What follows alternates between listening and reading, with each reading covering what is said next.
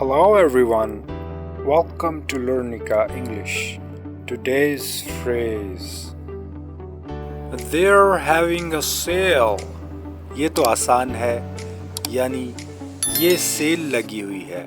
Example, hey let's go to Jet this weekend.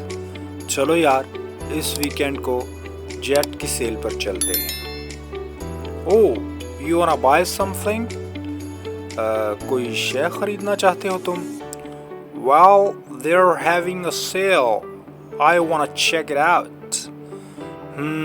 उन्होंने cell लगाई हुई है, मैं ज़रा देखना चाहता हूँ. 1 point. Have a sale.